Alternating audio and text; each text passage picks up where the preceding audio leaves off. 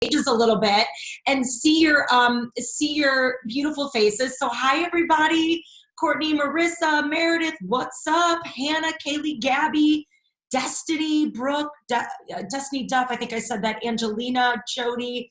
Yo, what a group. You guys coming in hot. And let me tell you, I love hanging out with the Beachbody fam. I've gotten to do a few of these and they just literally light my soul on fire. And it's 9 o'clock Eastern. I know it's 8 o'clock for you. So I think we just need to get one thing out of the way. Y'all, I don't walk around in sequin every day, but I put this on purpose to raise my vibe, to get my head in the game. And sometimes I do that. Like I will literally just put on leopard print or fuchsia lipstick or curl my hair or pop on some sequin just to raise my vibe. And I don't know if you're doing anything like that right now, but I think it's really easy to find ourselves in a funk, especially in times of disruption, which we'll talk about a little bit. So anything you can do to, maybe it's dancing around your office or popping on a little sequin or going for a walk, moving your body, watching a talk like this, man. You know, listen, when you move your body, you change your mind. And when you change your mind, you change your life. And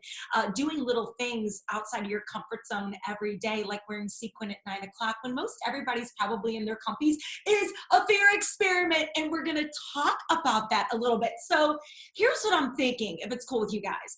I was going to share some slides, maybe like 20, 30 minutes of some content, some things to think about, and some ideas to get you thinking, ideas that aren't necessarily presented in my book, but can help you go a little bit deeper, specifically with everything that we have going on right now. And then I'll stop talking and we'll come to y'all and we'll do like a little live Q&A. How does that sound to you guys? And some Q&A?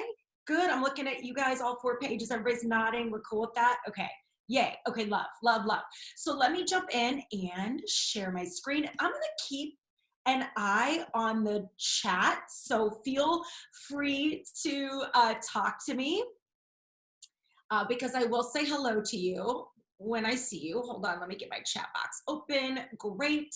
Okay, let me move this around so I can see it. All the logistics, all the Zoom logistics. Okay, perfect. So one thing I'd love to know, where y'all at? Where's everybody at? Are we all in the central time zone? What cities are we in? I just love to kind of know where we're at in the country. So holler at me in the comments and let me know where you're at. For the meantime, I love that. So here we go. We're starting to fire it up. Let's go. Iowa, California, whoa, all over the place. Illinois, New York, California, great. We're all over the country, Wisconsin, Tennessee, Utah, NC, North Carolina, Washington State. I love it. So we're all over the place. We're in all the different time zones. So let's jump in and talk about fear, and most importantly, talk about how you can be a little bit braver than you were yesterday. So first things first, I'm Judi. So I wrote a book. I'm a creative entrepreneur. I am an author, a speaker, and I like to call myself a fear leader, leading a community of brave people. We call ourselves Fear Bosses, and I own a creative company, and in that company, we are on a mission to sort of help you live a braver life and to help you lead braver teams. And I do that through my books and my products and my keynotes and the Fear Boss community, which I just mentioned to you. And in that community, we call ourselves Fear Bosses. This means that we're the boss, not fear. And we are on a mission every day to smash comfort zones in order to get more freedom in our lives. Oops, spoiler alert. More freedom in our lives. And really, I believe that that's what we all want. This idea of freedom. I think that's what we're all chasing. And this is why a fear boss, someone who chooses to call the shots in their life, not fear. And oh, by the way, can we have a sidebar moment? When we think about subtle shifts we can make just to start becoming the boss of ourselves, I've started taking down all the like a boss stuff in my office. You know why? Because I'm not like a boss. I'm a boss. You're not like a boss. You are a boss. Why do we allow these self-limiting beliefs to call the shots in our lives? We don't need to act like a boss. You are a boss. Own it. And a fear boss owns it and speaks before they're ready and jumps before they're ready and does things scared. And when we do this, we earn all the freedom that we freaking want in this life. And I'm talking about financial freedom, the freedom to have safety and security when SHIT, I know there's littles around, when you know what hits the fan in times like these, right? In order to have financial freedom, you have to do the uncomfortable things required in order to get that for yourself. What about physical freedom? The freedom to have energy and to be healthy. What about mental freedom? The ability to focus because you designed your life and your schedule to be that way. What about professional freedom? The ability to do work you love the way you want with people that rock. I think that's the American dream. And I think you can have all of it, but you have to be willing to do the uncomfortable things required in order to earn a comfortable life. Easy choices, hard life. Hard choices, easy life. And that is an idea we are chasing as we start to think about dancing around in this sort of discomfort zone. So I want to invite you to join me in the discomfort zone because I really believe this is where all the magic lives. And I don't know about you, but this is like my number one favorite emoji. Can you please tell me what your emoji is, the one you use all the time? Mine is constantly the awkward face of a emoji. I feel like I am the awkward face emoji. I'm always doing things that I'm like, oh God, I hope that's not weird. Is that weird? Am I weird? Am I being weird? Is this awkward? That's me. I am the awkward face emoji. What do you guys got? The hearts and kiss face, the big cheese smile. So good. Oh, good. Megan, she's got the awkward face emoji too. The crying, laughing. That is probably in my top 3. Jazz hands. Yes, girl. Yes. So good. The tongue out silly. I love that one too. So the reason I show you this emoji, the awkward face emoji, is not only because I feel like I am the awkward face emoji. Think about it. Every single awesome thing in your life has required you to do something uncomfortable and get awkward, a little awkward, in order to go get it for yourself. So what about this? How about, say I see a lot of moms on the call. I see some kids in the screens, right? So if you're a mom and you have kids, you love your kids, but you had to do something really uncomfortable in order to get your kids. You had to have a baby. You had to have the human being and push that baby or have that baby come out of your body kind of uncomfortable, right? But it earned you the beautiful child that you have running around your home right now. What about your partner, your spouse, your boyfriend, your girlfriend, your partner, whoever that may be for you? Someone had to ask the other person out. Like someone had to have the awkward, like, hey, how are you? You want to go out or whatever? That is always uncomfortable. But if you want love and romance, you got to be willing to get uncomfortable. What about your like best friend? Think about your bestie. Someone had to be like, do you want to hang out? Like, hi, do you want to do something? Like, that is always uncomfortable. And maybe even the job you have, maybe this is your side hustle and you're putting yourself out there to grow your business and that's uncomfortable. What about maybe your full-time job? And if this is your side hustle, you know, you had to go on an interview and slay it and put yourself out there. See your health. I mean, do you know anybody that actually likes kale? If you like kale, holler at your girl. I don't know many people that like kale, okay? But we eat the kale and we take the vitamins because we want to earn our health. We move our body, we drink the shakes, we lift the weights, we do all of the fitness workouts because we want to earn a healthy life and stay out of the hospital and stay off medicine and all these things that we're trying to chase to be healthy and free, right? So yeah, we do all of this in order to have more freedom in our lives. And really, freedom is always living inside the discomfort zone. And I want to help you feel more comfortable in that uncomfortable space. And I want you to also know it's okay if you feel uncomfortable because it's supposed to be uncomfortable. And if it was easy, everybody would be doing it. So a fear boss runs the reps. And I want you to think about your courage this way. Like it's a muscle. And I'm going to take you into Fear Boss Fitness real quick. And in that gym, in Fear Boss Fitness, we're picking up weights and we're lifting heavy. And the weights we are picking up are discomfort. And the more we lift that weight, the more we run the reps and do those uncomfortable things in our lives, the stronger and braver we get. And listen, I get it. It can feel really uncomfortable to put yourself out there. You don't want to embarrass yourself. You don't want to publicly fail. You don't want to look stupid. And we most certainly don't want people to talk about us or judge us or not like us or make fun of us. And I just want to, we need to have a moment about this real quick, okay? We get so worried.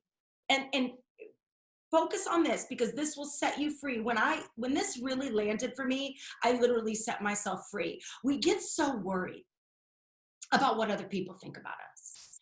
We're so worried about people judging us and people not liking us. And I want to tell you something, and I hate to tell you this, but people already don't like you. People are already making fun of you, and people are already judging you. Can I get an amen from somebody? So the question is, who are you living your life for? Who are you running your business for? Who are you raising your kids for? Who is your relationship for? You or everybody else?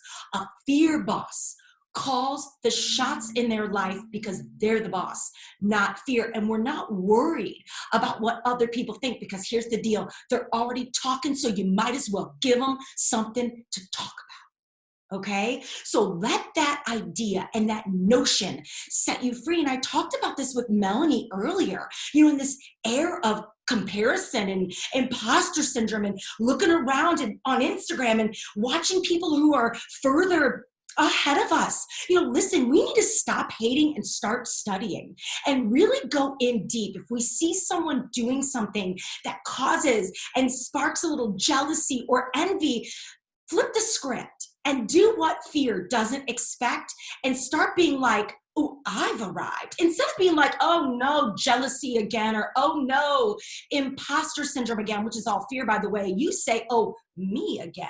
I have arrived. Because see, fear doesn't see this coming. Fear wants imposter syndrome and jealousy to stop you. And so when you do what fear doesn't expect and go, ooh, I'm jealous again, that means I want something more for myself. I see something in her that I could have for myself, or I see something in this that I want for my family. When you start flipping the script on the way that fear shows up in your life, you will trick it. It's like a Jedi mind trick, and fear never sees this coming, so it keeps you in charge and it keeps you moving forward. So I really look at like jealousy and judgment and envy and imposter syndrome and procrastination and perfectionism and all this stuff that bubbles up as a way fear tries to stop us. But I also use it as a tool to remind myself that, okay, I obviously want some more for my life. So what can I do? What can I study? How can I borrow something or let something I'm seeing inspire me to keep taking action?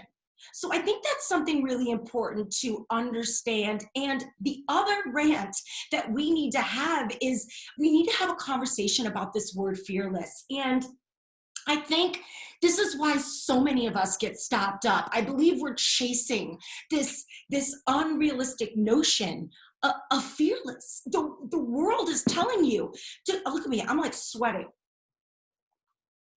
Oh, I get fired up over here.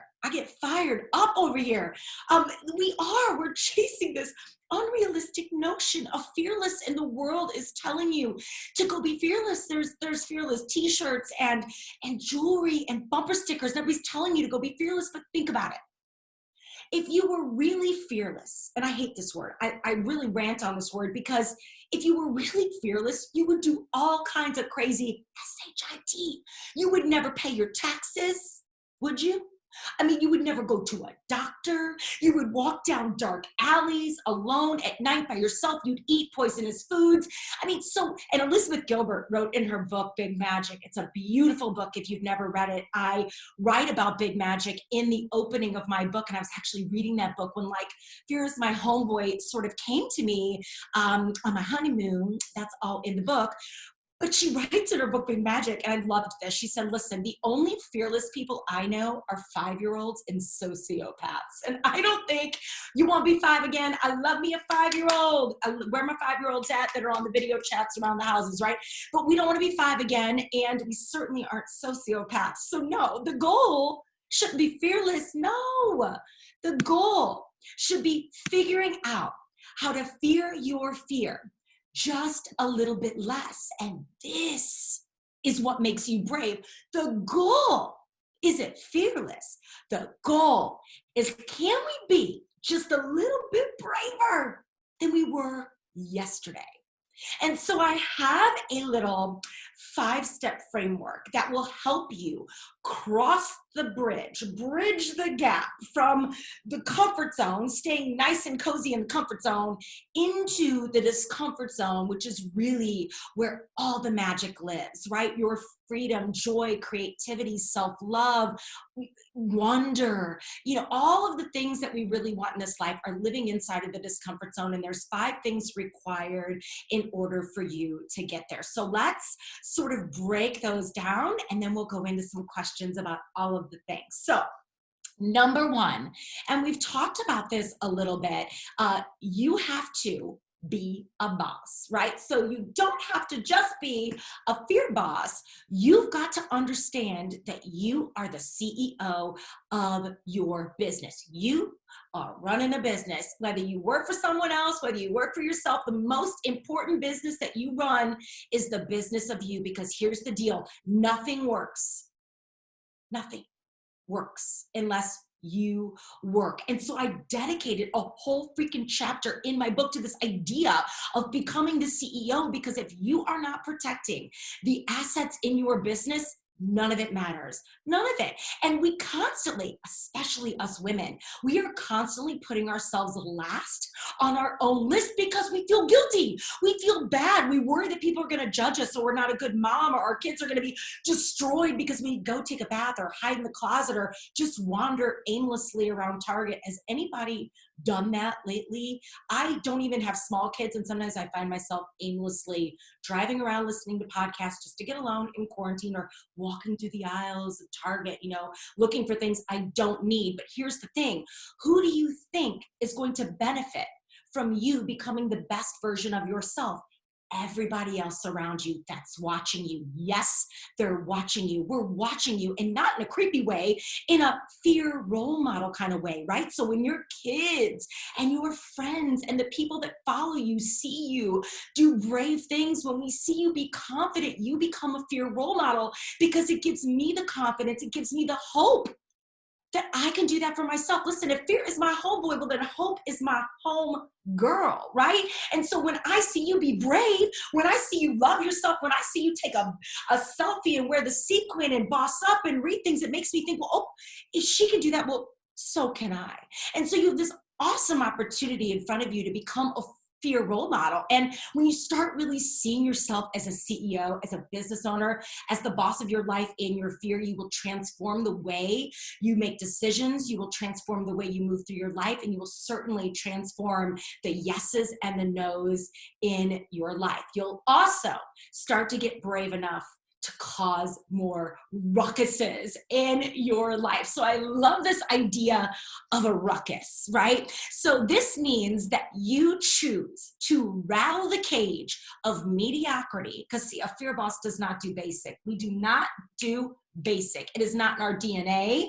So we choose to rattle the cage of mediocrity with our courage, period. And the thing I want you to think about is this.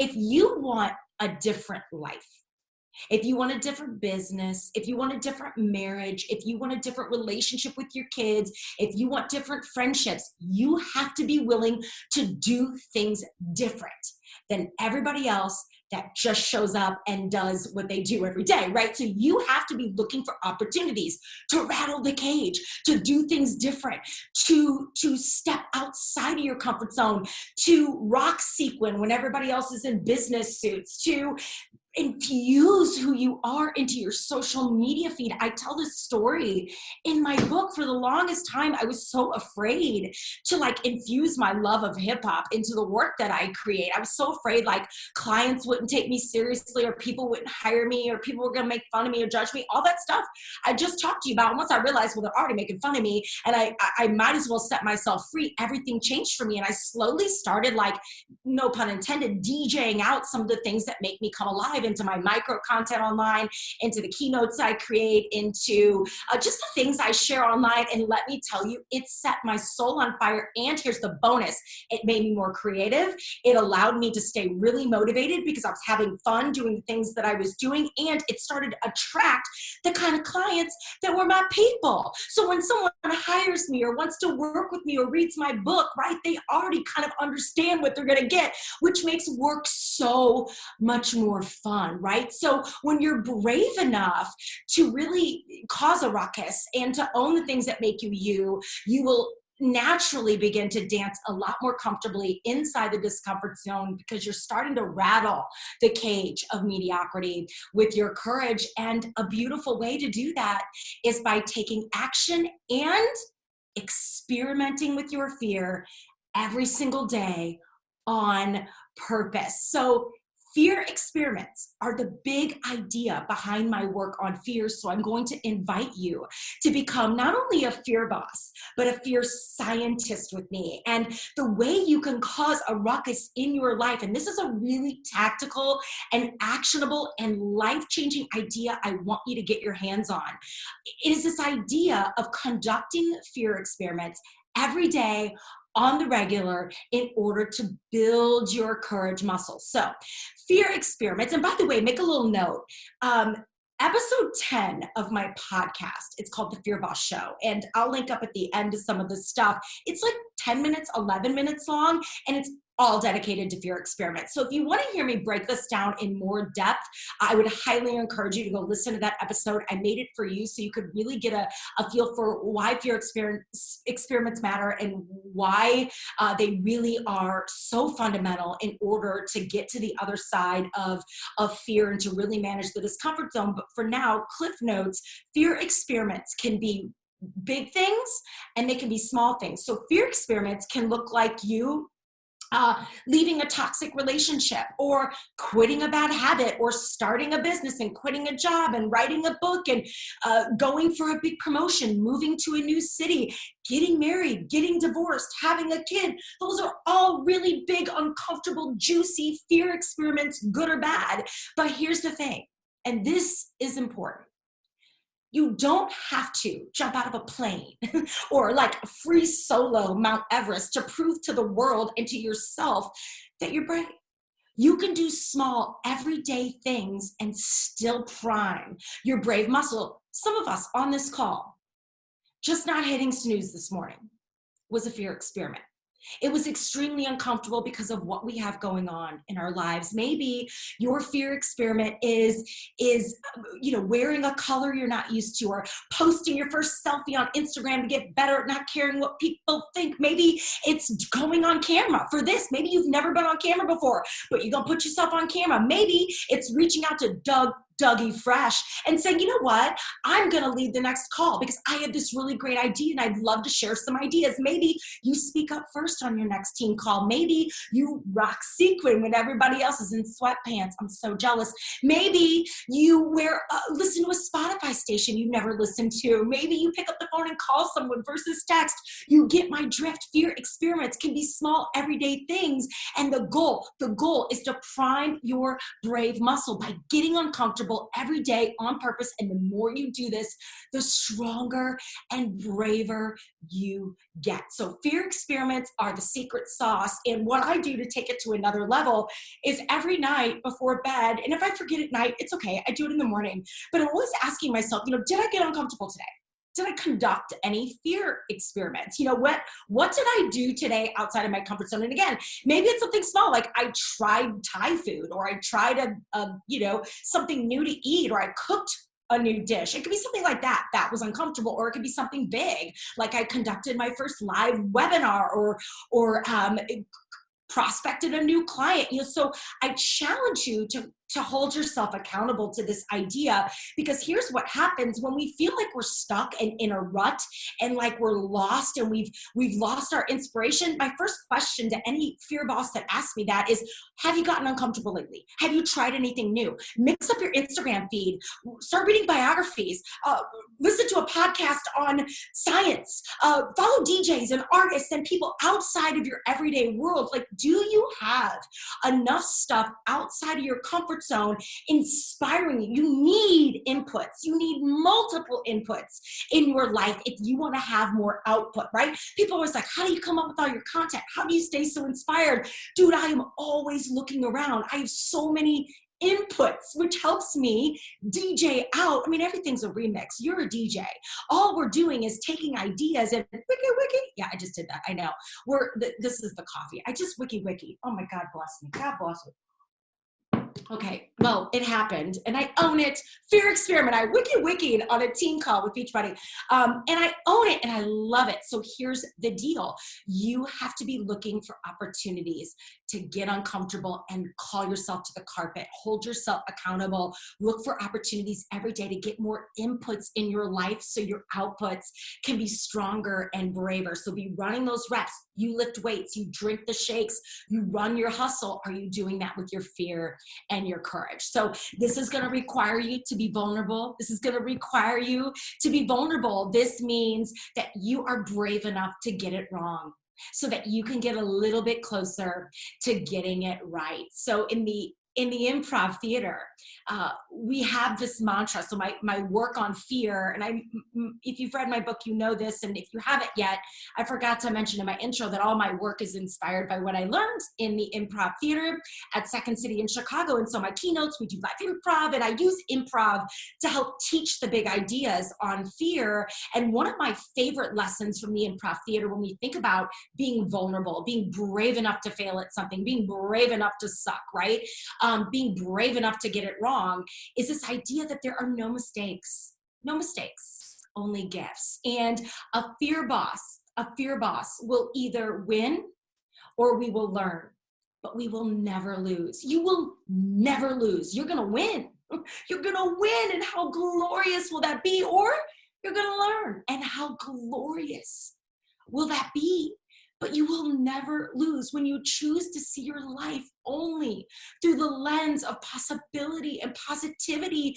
You can't lose. So are you brave enough to be vulnerable? Are you brave enough to put yourself out there and own what it is that makes you weird and unique and special, right? And are you brave enough to F it up? Are you brave enough to get it wrong so you can get a little bit closer to getting it right? And then, of course, energy. If you haven't noticed, I run a little high vibe, and I've got a little bit of coffee in my cup. And normally I don't drink a ton of coffee, but you know what? Energy is everything. And I believe that you have to protect your energy with your life. You have to guard your light with your life. And I think that's the real definition of woke. You know, I think the real definition of woke, I posted about this on my Instagram the other day, is that you are brave enough to be the light and to be light in a world that feels really dark. Really dark. And this doesn't mean your happiness and your positivity and your optimism doesn't mean that you discount that there is pain and that there is suffering. It means that you choose to walk into the light. You choose to see your life through the lens of possibility and positivity, and you choose to protect your energy at all costs. Because here's the thing, and hear me when I tell you this loud and clear, this is so, so, so important. You cannot be exhausted and brave.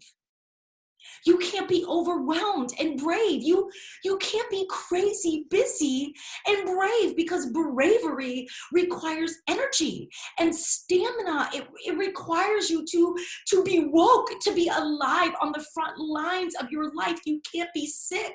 You can't be exhausted.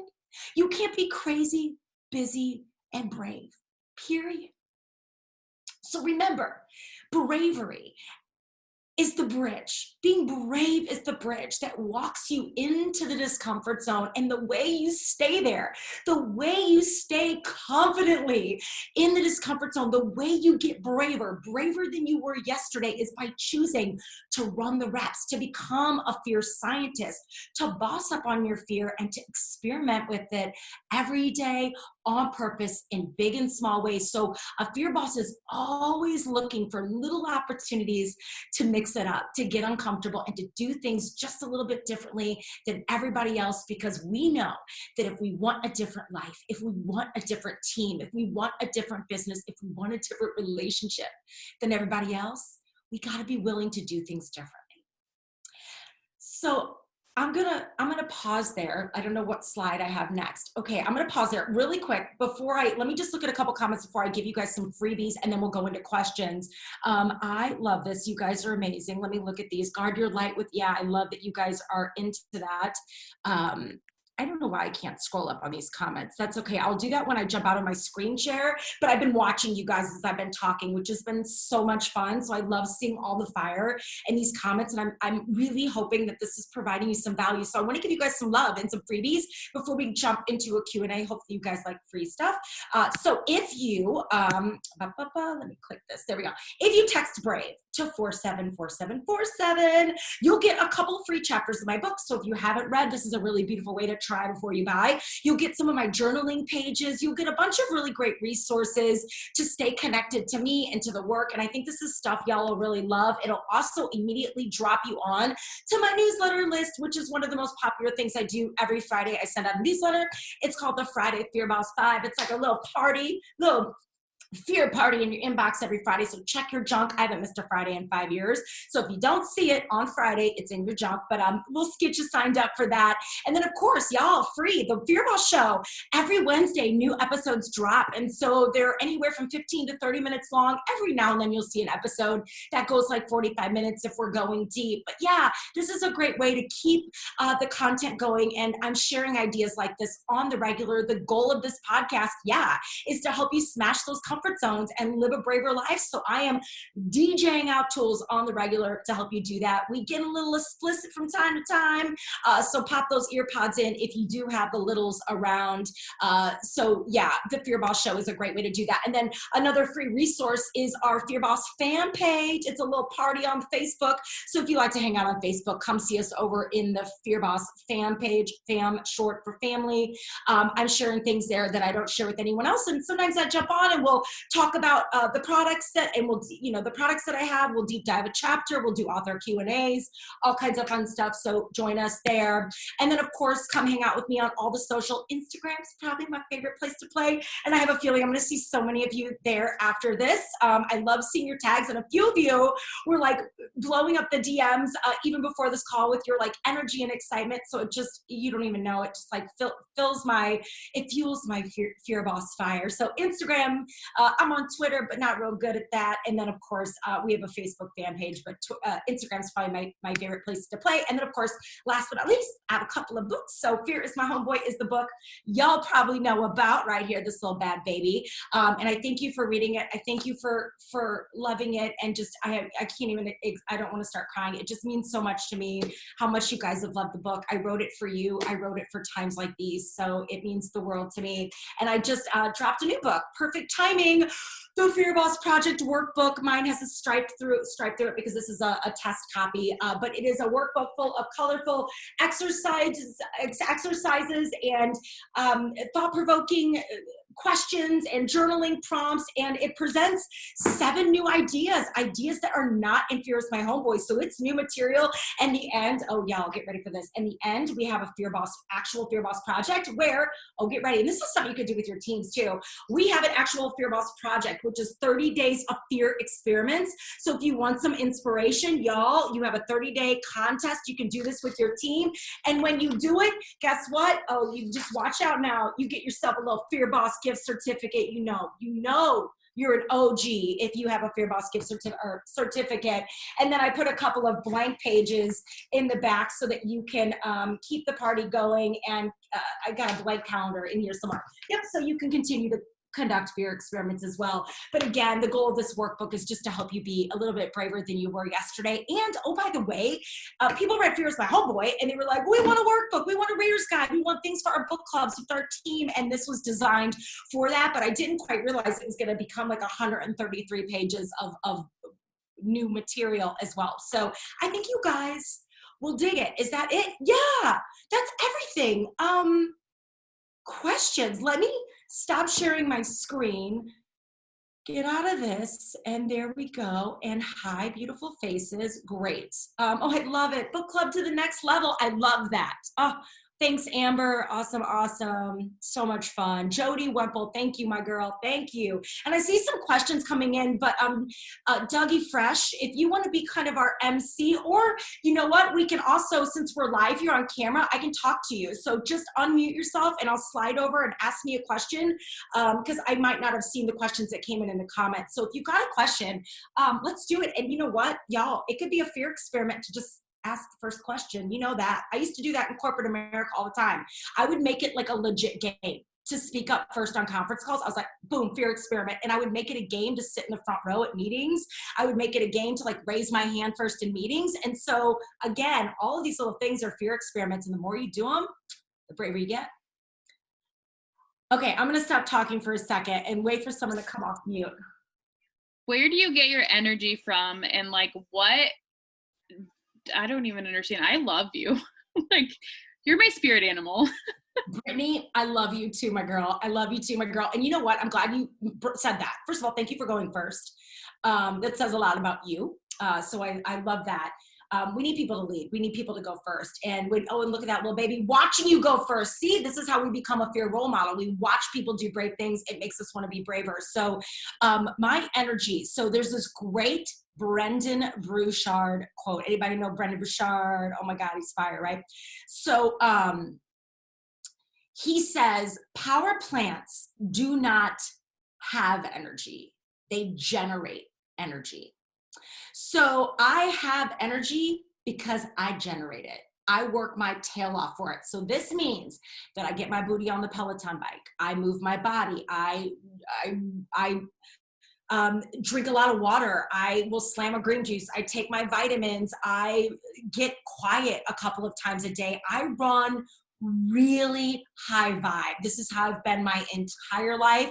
Anybody that has known me since they've known me, I mean, this is who I am on the stage, off the stage. You'll see me on my Instagram. I mean, I pretty much run pretty high vibe. So I work at that. So I protect my energy at all costs. So I work harder on myself than I do at my job. So I sleep. I took a nap, dude. I took a nap. I knew I had this at 9 o'clock. So there's this thing. Okay, can we have a quick conversation? Have you guys gotten to the part of my book where I talk about nappuccinos? Okay, so nappuccinos, yo, they are a thing. I can't take the credit. It's Dan Pink. I credited him in my book and all of it. So I'll have to link up to it. Or if you guys just Google nappuccino or Daniel Pink, you will find all the stuff. And it's also mentioned in my book. But literally, there is science. And this is so true for like NASA and pilots and people who are doing like high stakes jobs. They are required to sleep to refuel their body. So I took a nap before this. So nappuccinos are when you can get into a quiet space. So we have a puppy, and you know, some of you have kids and have stepkids running around and all that. So my husband kind of was on duty and he knew I had this. So I got into a quiet space. But before I did that, I took a cup of coffee. So if you don't drink caffeine, you kind of out of luck, but because I don't know if this works without caffeine, but you're supposed to take a cup of coffee at like 6 ounces and slam it, you know, get it down pretty fast. So it's kind of warm, but it's not super hot. So you can do that. Caffeine hits your system. It takes like 25 minutes for caffeine to hit your system. So if you go take your coffee, you go into your room and you get a vibe. I always put an eye mask on so I can fall asleep, light or do some essential oils, and I put on like a noise machine. Sometimes I fall asleep, sometimes I don't, but either way, I've stopped my body and I've recharged. But by the time you wake up, I set my timer for 30 minutes, thinking it'll take me 5 minutes to kind of get into a space, and then I fall asleep for 25 minutes. Yo, when I wake up, why do you think I'm so high vibe right now? I just woke up like an hour ago, right? So I took that recharge. I've been up since 6 in the morning. So I'm finding those breaks in my day, and that's hard to do because it's hard to stop. I'm an Enneagram 3, so I feel like I'm wasting time, or if I'm not being productive, if I'm not checking things off a list, and that's dangerous. That's really dangerous. Again, we can't be exhausted and brave. So because I know that, and because I'm a fear boss, Brittany, I'm like, I'm gonna go to work, and taking a nap is work for me. Going for a walk, getting on my Peloton bike, that's work, right? Drinking the green juice. Like I said, nobody likes the kale, but we do these things to fuel, right? To fuel the machine. You're a machine. And those are just some small examples, but I work on it. It doesn't just happen. I generate it. Great Thank question. you. Yeah, you're welcome. Okay, I'll go next. First off, I love you. Read your book last month. Super amazing, super powerful. Secondly, so backlash. I talked about it in the comments a little bit, but I don't know if you've seen it or not, so I'll just come on here. Backlash of breaking out of the fear. So sharing your story, your truth, your reality. How do you recommend us fear bosses handling our backlash that we could get? Oh, you mean like people, when you say backlash, are you talking about like people making like not getting Haters. it? People telling you like, oh, you're crazy, go get a real job kind of thing? Haters, just Hater. people Oh, who aren't the accepting trolls. of The the, troll. Haters. truth. Okay. Yeah. So I have my top. Okay, let's talk about this in two ways. First of all, if you go do anything in life, if you're doing something in life, you're gonna get people that aren't down for it, right? So you just gotta know that's a part of it. You know, when we level up, we're gonna walk into the arena, a big arena that opens up, puts a lot of eyes on us. And we got to remember, number one, the boos only come from the cheap seats. No one that is out on the field in the arena, and that's Brene Brown, like no one that's in the arena is ever going to boo you. So no one that is working their ass off and out there killing the game and doing great things with their life will boo you. Boos always come from the cheap seats. Okay, that's number one. Number two, remember my comment on judging. People are always going to judge you. They're going to make fun of you. People, well, that's fine. Who are you living your life for? You or everybody else? So that's my second point. The other thing, when we think of trolls and haters and people actually posting things on our social media feed that are not productive, because listen, I'm down for a great conversation. Like if maybe you don't agree with something, like, hey, Judi, you posted this, and why did you ask me a question? But if you're going to come onto my page with some straight up hate, we do not negotiate with terrorists. So I have this philosophy, I have a policy, I block and bless. Block and bless, goodbye, God bless you, goodbye. We don't even play around with it. I don't have time for it. And I'm lucky that I have a lot of love, and we don't get a lot of haters, but you know what? The larger your platform gets, the more you put things out into the world, you're going to get it. And so have people around you that can, lift you up. I also do this thing when I get really sad and I get some haters or something weird happens or someone's offended by me or my book or whatever. I have this folder and I talk about it. Oh, look at the love. I love him, Kayla. He's so cute. Hug him, so that will help. Remember what it's all for. None of it matters. But I have this little folder. I call it my snaps folder. So I save like all the buildups I get, like people telling me I rocked or my keynote was the bomb or emails I get from clients or whatever. And I save it. So when I feel upset or when I feel down, I go to that to remind myself of like how badass I am. And the other thing I need to tell you, because I see the tears, listen, there are going to be people that will not understand your dreams. And it has nothing to do with you and everything to do with them, because you changing and you becoming a different version of yourself threatens them. And if you go do this thing for yourself, will you still need me? Will you still be the same you? I had this happen. I can't even believe it. I'm going to admit it, vulnerable moment. I used to smoke back in my 20s. And so when I quit smoking, like I legit lost friends, because my quitting, me laying down that sword opened up a door for them. And it opened up a door for something they weren't able to take care of for themselves yet. So it was easier to hurt me, to walk away from me, to shame me, than deal with the pain that they had in their lives. And a lot of times, these are people that are in a voice of authority. They are a parent, a husband, a partner, a spouse, a sibling, a bestie. Sometimes the people closest to us will try and smash on our dreams, and we have to remember that while we love to have encouragement from people around us, only you know what's best for you. Only you know what's best for you. And so you have to keep taking deep breaths and moving forward, right? Snap, snap, snaps, and lean on the circle. This is why it's also important to have that tribe of people around you that are like-minded, that are at a level. Because again, boos come from the cheap seats. And, you know, I even remember when I was writing my book, you know, there were things that my husband and I didn't agree on. And it wasn't because he wanted to control me. And it wasn't because he didn't love me. It's because he wanted to protect me. And so understanding, you know, he needed to understand that I needed to go make the mistake. And if it didn't work, then I needed to find that out for myself. And he needed to trust me in that process. And it worked out. So a lot of times people close to us will try and hold us back. But no one knows what's best for you but you. And just beware other people's opinions. Just beware and be brave enough to listen, but to keep moving forward, because shame is the real deal and guilt is the real deal. And it's your life, bottom line. I hope that helps, but I feel that. I feel your emotion. We all go through it. Me too. Yeah, you're welcome.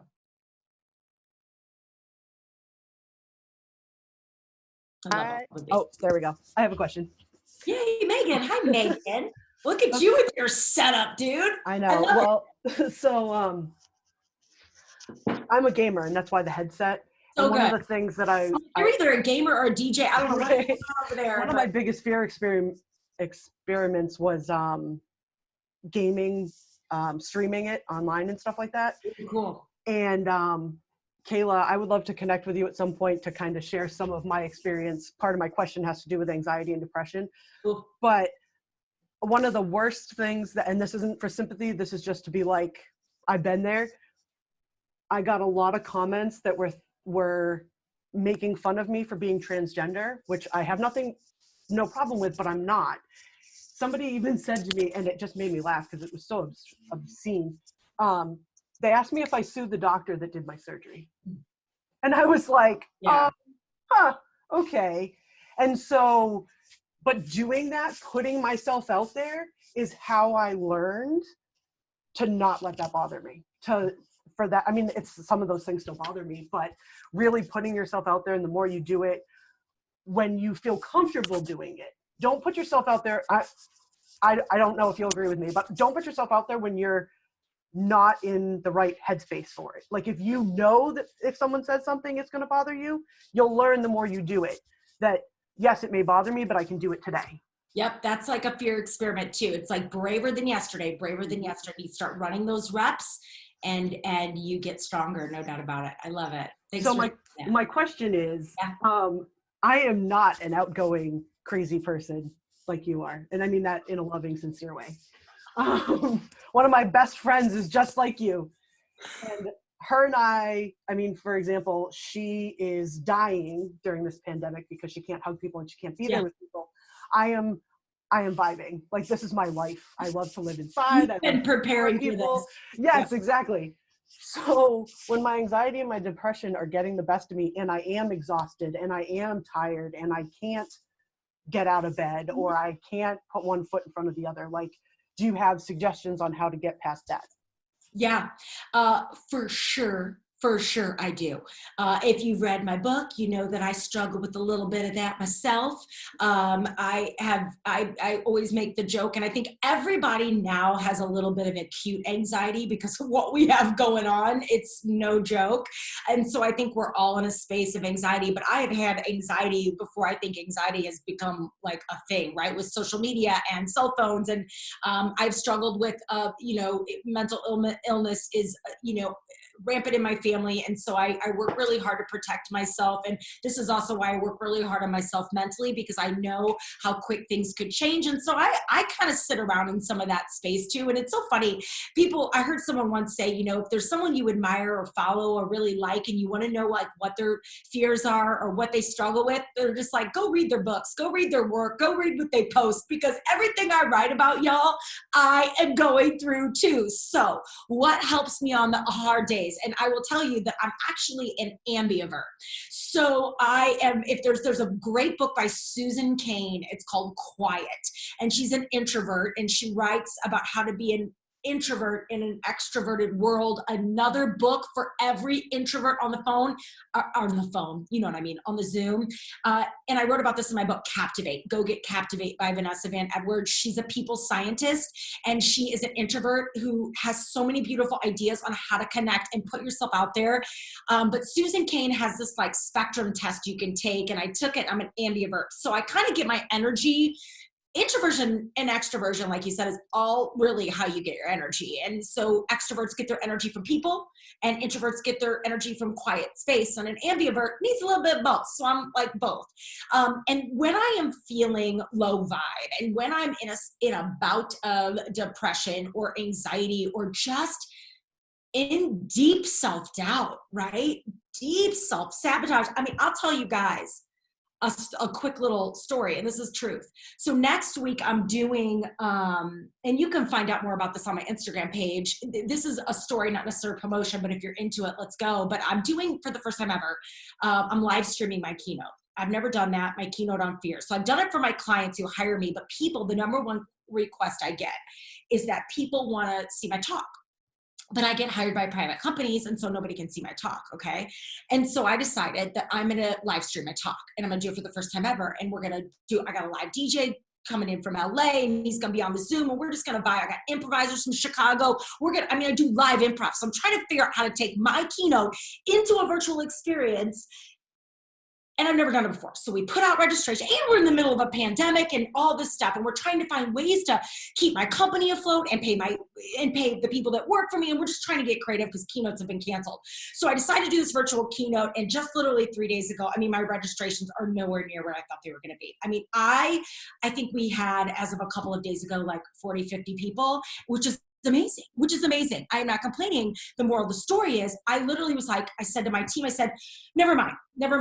I got out of bed. I was in such a low place and so self-doubt. I didn't even I was like, I kind of just want to call today. I don't even want to work today. I'm so embarrassed. What have I done? This is so stupid. Who am I trying to, put this out in a time like this? And I was just in the trenches. And I was like, I'm just going to give everybody their money back. I'm done. I'm going to give everybody their money back. I can't do this. And I was literally about to click a button to do that with my team. And I was like, what am I doing? That is freaking fear, and fear alone trying to sabotage me from trying something new. So what helped me through that? What helped me out of that funk? And I have a lot of days like that, is by microdosing.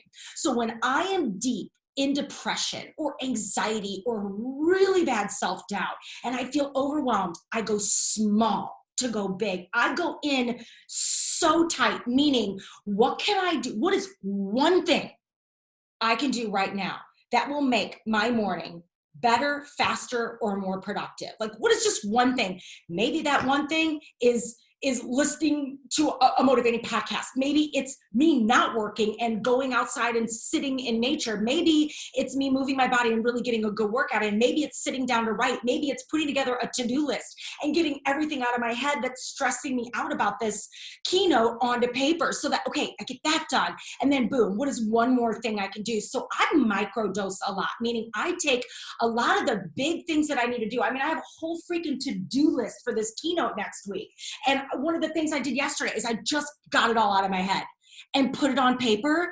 And there is science and research behind getting things out of your head and putting them on paper. It literally reduces anxiety. And especially before bed, why do you think you can't sleep? You got so much crap in your head. Why do we think we don't get out of bed? Because we got so much crap to do. We don't know where to start. So for me, I start by getting it out of my head onto paper. I plan my nights out before bed so that I kind of know what my vibe's going to be like the next day, because things always change. And then I put a plan. I literally, what's the one thing I can do? What is one thing I can do right now to take action on the dream or goal? And I did this list for my keynote and I instantly felt better. I was like, okay, boom, whoa, plan of attack. I could do this today. I could do this today. And I could do that today, right? And so for you and for anyone who struggles with those dark days, because we all do, just go small to go big and do one thing. There's a great book called The One Thing by Gary Keller. It's all about that, this idea of doing one thing. You don't need to do all the things. All the things is not sustainable.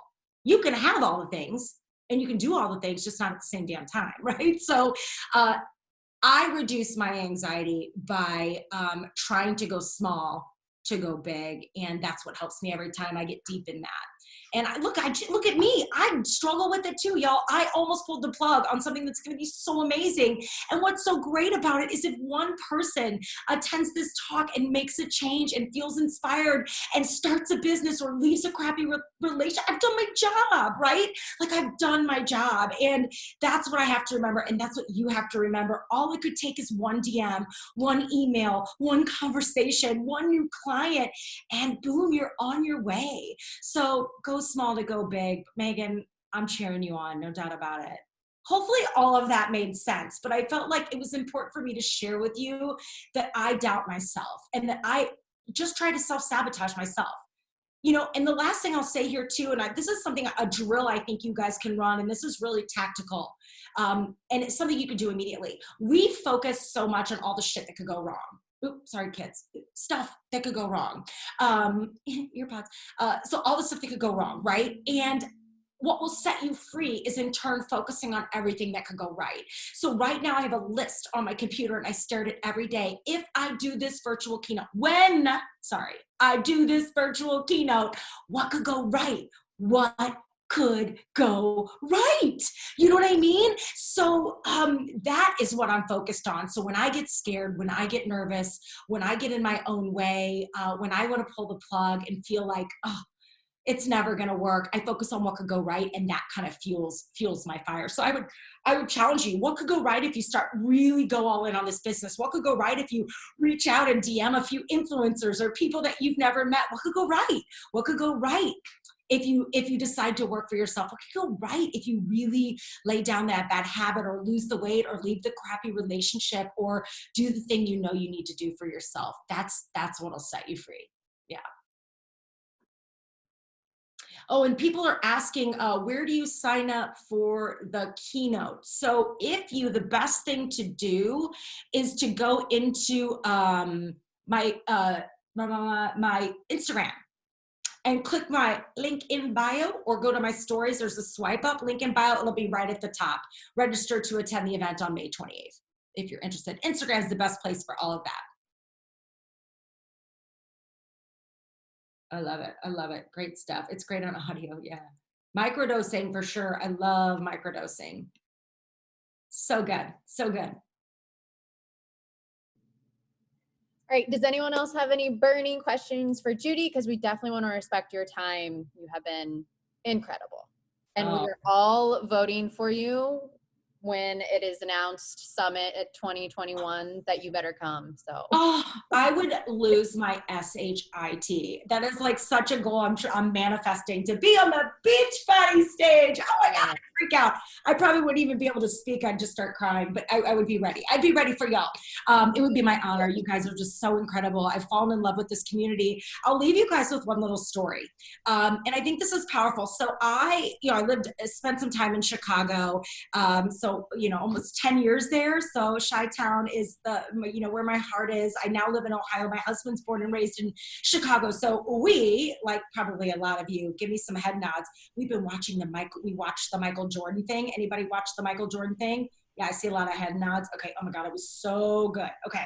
So whether you like Michael Jordan or not, it's hard to deny that he is the greatest of all time. Okay. And in the last episodes that aired last night, they made a really powerful point that I want to share with you, because it really sums up the work we have just been talking about on fear and the discomfort zone. And it really leans into the core idea from the improv theater that can transform your life the most. And it's this idea of being present. So they said, this shot of Michael Jordan walking down the hallway, and the guy that was doing the voiceover was saying, listen, Michael, it's not Michael's basketball skills. It's not how great he is at the shots or the practice and all the stuff that he does. Yes, that matters. And that made him a really successful basketball player. But what set him apart from everybody else, he has done things that nobody's even gotten close to, is that he is the most present human being on the planet. And when he is there, he is there. And when he's in a game, he's in a game. And when he's with you, he's with you. And when he's running those drills, he's running those drills. And when he's with his teammates, he's with his teammates. And that's what the improv theater is all about, this idea of being present, of being in the moment, and really designing a life that allows you to do that. And then he goes on to say this. He goes, listen, why would I be worried about shots I haven't taken yet? I haven't taken the shot yet. And I literally started crying on my couch. And I was like, that's anxiety. We're worried about all of these stupid shots that we haven't even taken yet. Why not focus on the shot you're taking right now? This opportunity in front of you right now, today, is all you got. It's all going to be okay. Yesterday was yesterday. Tomorrow, I hope we get tomorrow. But what you got is right freaking now. So stop worrying about the shots you haven't taken. Prepare, run the drills, work like a fear boss, but trust yourself, trust the process, and give yourself the gift of being in the moment, because that, man, that'll set you free. No doubt about it. Thank you so much, Judi. I think I've had like goosebumps the whole entire night. We love you so much. And you lit us all on fire tonight. So can never thank you enough. Thank you for arranging this. Thank you guys for spending your night here. I hope you got some good information. Come say hi to me on the Instagram. Tag me in your posts. And if everybody could do me one favor, if you've read the book, it's the book's birthday on May 28th. So if you could jump into Amazon and leave us a review, it would mean the world. We are just trying to get reviews. It means so much. The little book that could. So if you've read the book and would be so generous to leave a review, it would mean the world. And I hope to see you on the podcast and at Summit next year, or 2022, but next year, let's manifest it. Anyway, you guys are amazing. I'm so inspired. Love you, Judi. Bye. You guys. See ya.